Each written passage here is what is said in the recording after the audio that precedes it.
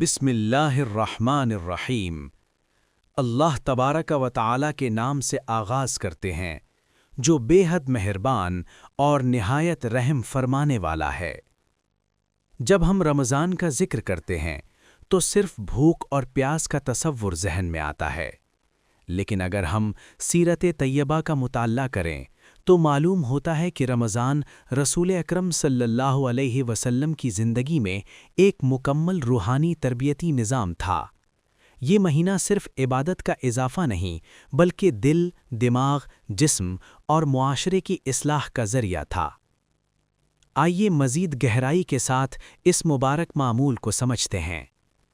مدینہ کی خاموش رات، شہر مدینہ منورہ میں سناٹا اور رحمت عالم حضرت محمد صلی اللہ علیہ وسلم اپنے رب کے حضور کھڑے ہیں۔ تہجد کا اہتمام۔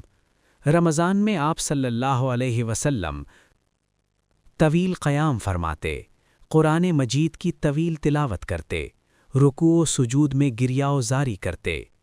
آپ صلی اللہ علیہ وسلم کے قدم مبارک سوج جاتے مگر عبادت میں کمی نہ آتی۔ جب پوچھا گیا کہ آپ صلی اللہ علیہ وسلم اتنی عبادت کیوں کرتے ہیں جبکہ آپ کی مغفرت کا وعدہ ہو چکا ہے، تو فرمایا، کیا میں شکر گزار بندہ نہ بنوں؟ یہ رمضان کا پہلا سبق ہے، شکر اور عاجزی۔ سحری کی حکمت۔ سحری جسم کو طاقت دیتی ہے، نیت کو تازہ کرتی ہے، عبادت کی تیاری ہے، سنت کی پیروی ہے۔ آپ صلی اللہ علیہ وسلم نے سحری کو یہود و نصارہ کے روزوں سے امتیاز قرار دیا۔ یہ صرف کھانا نہیں بلکہ شناخت مسلم ہے۔ رسول اللہ صلی اللہ علیہ وسلم کا گھرانہ دنیاوی آسائشوں سے خالی تھا۔ کبھی چند کھجوریں، کبھی صرف پانی، کبھی تھوڑا سا دودھ، مگر دل میں اطمینان اور زبان پر شکر۔ یہ ہمیں سکھاتا ہے کہ طاقت کھانے کی کثرت سے نہیں بلکہ برکت سے آتی ہے۔ آپ صلی اللہ علیہ وسلم سحری کو فجر کے قریب مکمل فرماتے تھے۔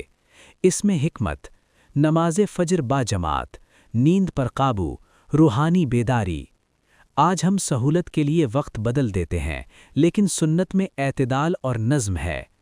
نماز فجر کے بعد آپ صلی اللہ علیہ وسلم طلوع آفتاب تک ذکر فرماتے، صحابہ کرام کے ساتھ بیٹھتے، دینی گفتگو ہوتی، اصلاحی نصیحتیں ہوتیں۔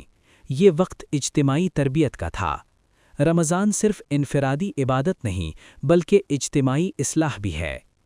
بعض لوگ سمجھتے ہیں کہ روزہ رکھنے کا مطلب سارا دن سونا ہے، لیکن رسول اللہ صلی اللہ علیہ وسلم دعوت دین جاری رکھتے، لوگوں کے مسائل حل کرتے، فیصلے فرماتے، سفر بھی کرتے، حتیٰ کہ غزوات بھی رمضان میں پیش آئیں۔ یہ ہمیں سکھاتا ہے کہ روزہ کمزوری نہیں، روحانی طاقت ہے۔ حضرت عبداللہ بن عباس رضی اللہ عنہ بیان کرتے ہیں کہ رمضان میں آپ صلی اللہ علیہ وسلم کی سخاوت تیز ہوا سے بڑھ جاتی تھی۔ سخاوت کی شکلیں: مسکینوں کی مدد، قیدیوں کی رہائی، یتیموں کی کفالت، مہمان نوازی، مالی تعاون۔ آپ صلی اللہ علیہ وسلم کا دل ہر ضرورت مند کے لیے دھڑکتا تھا۔ آپ صلی اللہ علیہ وسلم نے تاکید فرمائی، غیبت سے بچو، جھوٹ نہ بولو، لڑائی جھگڑے سے دور رہو، نگاہوں کی حفاظت کرو، اگر کوئی بدتمیزی کرے تو جواب دو، میں روزے سے ہوں۔ یہ نفس کی تربیت ہے۔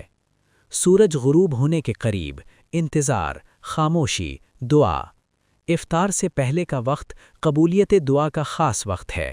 آپ صلی اللہ علیہ وسلم کثرت سے دعا فرماتے۔ افطار کی سادگی۔ افطار، تازہ کھجور، خشک کھجور، پانی، پھر نماز مغرب۔ یہ ترتیب ہمیں سکھاتی ہے کہ عبادت پہلے، کھانا بعد میں۔ افطار کے بعد آپ صلی اللہ علیہ وسلم کی زبان پر شکر ہوتا۔ دعا میں اجر ثابت ہونے کا ذکر ہمیں آخرت کی یاد دلاتا ہے۔ رمضان ہمیں دنیا سے آخرت کی طرف منتقل کرتا ہے۔ مدینہ میں انصار مہاجرین کو بلاتے، اپنا حصہ دوسروں کو دیتے، غریبوں کو ترجیح دیتے۔ رمضان معاشرتی مساوات پیدا کرتا تھا۔ آج ہمیں اسی سنت کو زندہ کرنے کی ضرورت ہے۔ رمضان کی راتیں، طویل قیام، قرآن کا دور، گریہ زاری۔ حضرت جبرائیل علیہ السلام رمضان میں ہر رات قرآن کا دور کرتے۔ یہ قرآن سے تعلق مضبوط کرنے کا مہینہ ہے۔ آخری 10 دن، اعتکاف، دنیا سے کنارہ کشی، لیلۃ القدر کی تلاش۔ حضرت عائشہ رضی اللہ عنہا فرماتی ہیں کہ آپ صلی اللہ علیہ وسلم گھر والوں کو بھی جگاتے۔ یہ اجتماعی عبادت کا ماحول تھا۔ آپ صلی اللہ علیہ وسلم نے کبھی اسراف نہیں کیا۔ آج افطار پارٹیاں، دکھاوا، فضول خرچی، جبکہ سنت، اعتدال، قناعت، شکر۔ رمضان ہمیں سکھاتا ہے صبر، ضبط، ہمدردی، شکر، عاجزی۔ یہ ایک تربیتی کیمپ ہے۔ سحری آخری وقت میں کریں، کھجور سے افطار کریں، افطار سے پہلے دعا کریں، روزہ زبان اور دل کا بھی رکھیں، کم کھائیں، زیادہ بانٹیں، قرآن سے تعلق مضبوط کریں، آخری عشرے میں عبادت بڑھائیں۔